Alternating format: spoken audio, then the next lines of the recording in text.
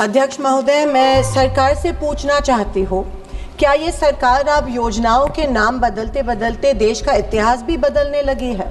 जिन्होंने लाठी खाई, जेल खाई, नंगे पांव आजादी की लड़ाई लड़ाई, आज उनका ही नाम इस सरकार के लिए एक बोझ लगने लगा है। सर, ये चाहते हैं कि बिना काम के अपना नाम करना चाहते हैं, ये बुनियाद के बिना इमारत बनाना चाहते हैं। क्योंकि आपने मुझे इस बिल पे बोलने का मौका दिया।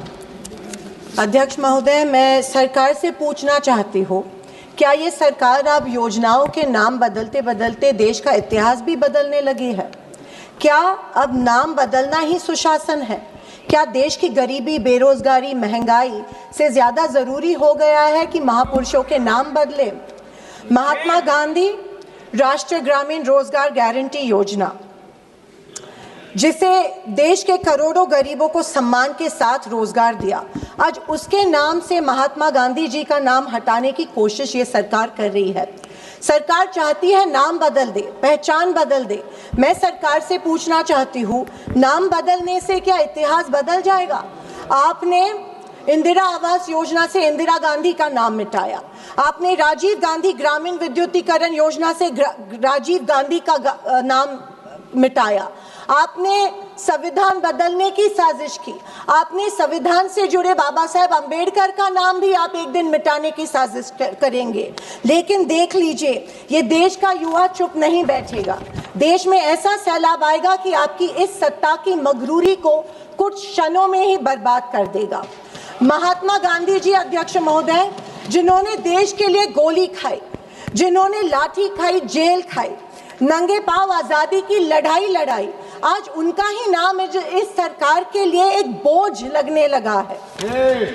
अध्यक्ष महोदय, लेकिन सुन लीजिए, ये देश किसी पार्टी का नहीं है, किसी सरकार का नहीं है, ये देश शहीदों का देश है और शहीदों का नाम सरकारें नहीं मिटा सकती है।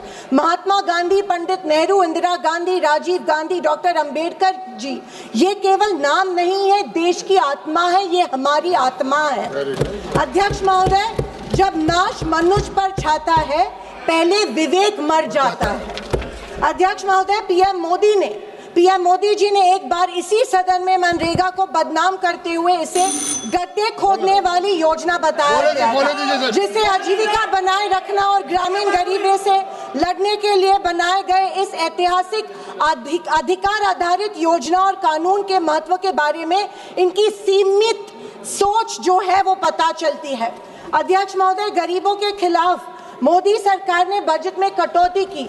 ये योजना 1 लाख करोड़ योजना की योजना थी, आज से 86,000 करोड़ रुपए पे लाई है। अध्यक्ष महोदय, मैं अभिमान के साथ कहना चाहती हूँ कि इस योजना का जन्म महाराष्ट्र में हुआ। नरेगा योजना, एम्प्लॉयमेंट गारंटी स्कीम के नाम से ये जानी जाती है महाराष्ट्र में। कोविड में इसी योजना ने किसानों को की रीढ़ की हड्डी बनके किसानों को आधार दिया। इस कानून ने महाराष्ट्र मॉडल को पूरे देश में लागू किया और ग्रामीण परिवारों को 100 दिनों की मजदूरी दी। लेकिन आज सर, स्टेट्स को 60-40 प्रोपोर्शन में ये रेशियो दे रहे हैं। सर, इसका मतलब ये है कि जहाँ पे इनकी सरकार है, ये तय करेगी कि योजना कब लागू होगी, कितने दिन लागू होने वाली है और कितने इलाकों में लागू होने वाली है। और जहाँ पे इनकी सरकार नहीं है, ये जो 40 का हिस्सा है, वो 60 का हिस्सा है, वो सर ये वो इनको नहीं देंगी। धन्यवाद महोदय।